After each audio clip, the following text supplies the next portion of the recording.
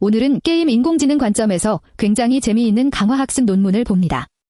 제목을 한국어로 옮기면 멀티에이전트 자기 커리큘럼에서 나타난 도구 사용에 가깝습니다. 에이전트에게 숨바꼭질을 시키고 상자와 경사로를 움직일 수 있게 했더니 사람이 규칙을 하나씩 가르치지 않았는데도 도구 사용과 팀워크가 단계적으로 생겼다는 논문입니다. 중요한 지점은 멋진 장면 자체가 아니라 간단한 경쟁 규칙이 어떻게 학습 커리큘럼을 스스로 만들어냈느냐입니다. 논문 번호와 저자명은 화면에 표시해 두겠습니다.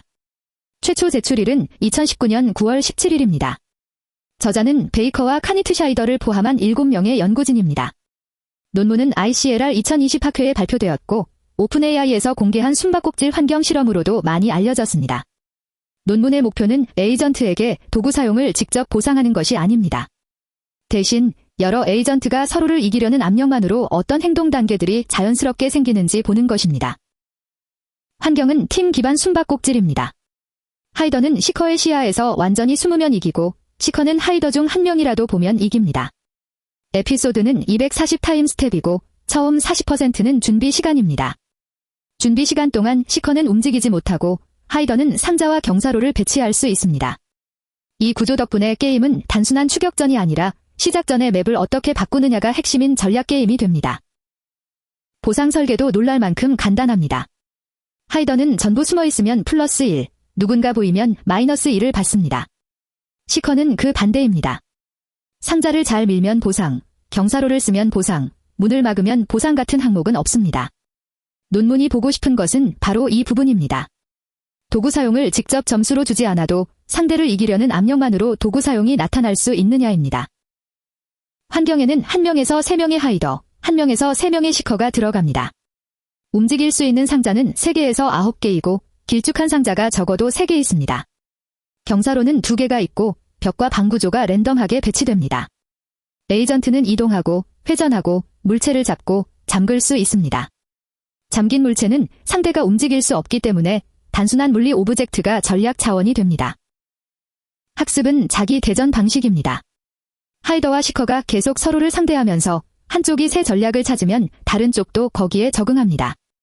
알고리즘은 PPO와 GAE를 사용하고 실행은 분산된 에이전트처럼 하지만 학습 때는 중앙화된 가치 함수를 사용합니다. 논문 관점에서 핵심은 한 번 잘 만든 상대를 고정해 두는 것이 아니라 상대가 계속 진화하기 때문에 난이도도 같이 올라간다는 점입니다.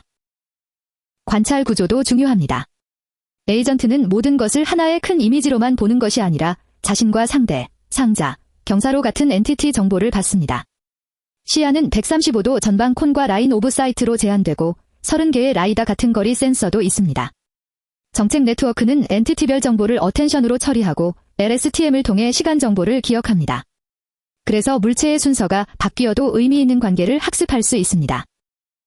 논문은 전략이 6단계로 나타난다고 정리합니다. 처음에는 그냥 달리고 쫓는 단계입니다. 그러다 약 2500만 에피소드 이후 하이더가 상자를 끌어와 입구를 막고 작은 요새를 만들기 시작합니다. 여기서 흥미로운 점은 하이더가 요새라는 단어를 배운 적이 없다는 겁니다.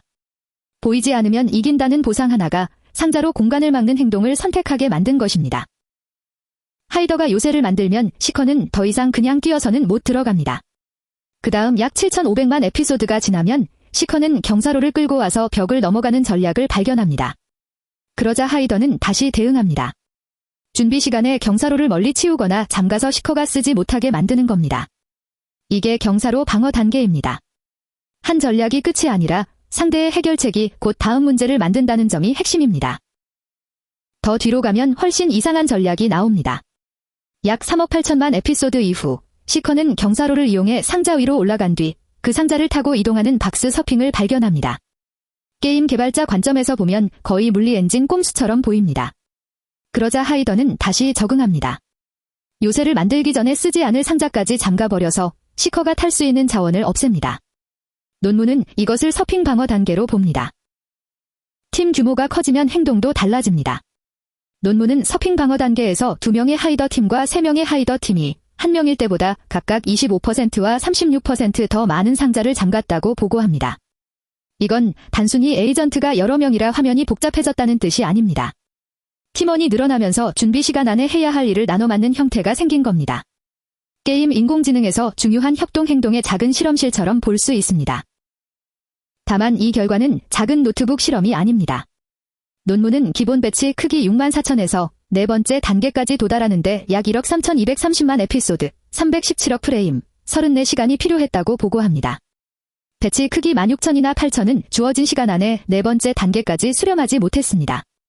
그러니까 이 논문을 볼 때는 신기한 행동만 보면 안 됩니다. 그 행동을 만들기 위해 필요한 상호작용 규모도 같이 봐야 합니다. 논문은 이 자기 대전 커리큘럼을 단순한 내재적 동기 방식과도 비교합니다. 상태를 새롭게 방문하면 보상하는 방식은 탐험에는 도움이 되지만 복잡한 물리 환경에서는 사람이 이해하기 쉬운 기술 단계로 정리되기 어렵습니다. 반대로 숨바꼭질 자기 대전은 상대가 있기 때문에 새 행동이 실제로 유용한지 바로 시험받습니다. 그래서 커리큘럼은 그냥 새로움의 목록이 아니라 공격과 방어가 맞물리는 전략 계단처럼 생깁니다. 논문은 학습된 표현이 다른 과제에 도움이 되는지도 봅니다. 테스트는 물체 개수 세기, 잠그고 돌아오기, 순차 잠금, 청사진대로 만들기, 은신처 만들기 같은 5가지입니다. 숨바꼭질 사전학습은 5개 중 3개에서 기준선보다 좋은 결과를 보였습니다. 하지만 물체 개수 세기에서는 카운트 기반 방식이 더 좋았고 은신처 만들기에서는 최종 보상은 비슷했지만 학습 곡선이 항상 압도적인 것은 아니었습니다. 즉, 출현 행동이 멋지다고 해서 모든 과제에 일반 지능처럼 전이된다고 말할 수는 없습니다. 게임 개발 관점에서 이 논문은 NPC 하나를 바로 만들자는 제안이라기보다 테스트 환경을 어떻게 설계할지에 더 큰 힌트를 줍니다. 예를 들어 보스전이나 잠입게임에서 에이전트가 맵 오브젝트를 이용해 뜻밖의 공략을 찾는지 볼 수 있습니다. 밸런스 테스트에서는 평균 승률보다 특정 도구 조합이 게임을 깨는지 보는데 유용합니다. 또 패치 후에는 하이더와 시커처럼 서로 다른 역할의 에이전트를 붙여서 새 메타가 어디서 생기는지 추적할 수 있습니다. 핵심은 에이전트가 콘텐츠를 예쁘게 플레이하는 것이 아니라 규칙의 빈틈을 끝까지 밀어본다는 점입니다. 정리하면 이 논문은 숨바꼭질이라는 단순한 경쟁 환경이 어떻게 6단계의 자기 커리큘럼을 만들었는지 보여준 논문입니다. 달리기, 요새 만들기, 경사로 사용, 경사로 방어, 박스 서핑, 서핑 방어가 차례로 나타났습니다. 하지만 동시에 한계도 분명합니다. 환경은 특정 샌드박스에 묶여 있고 경험량은 매우 크며 전이 결과도 과제마다 다릅니다. 그래도 게임 인공지능 관점의 교훈은 강합니다. 좋은 학습 환경은 정답 행동을 하나씩 적어주는 것이 아니라 상대와 도구와 제약이 만나서 다음 문제가 저절로 생기게 만드는 구조일 수 있습니다. 원문 링크는 설명란에 넣어 두겠습니다.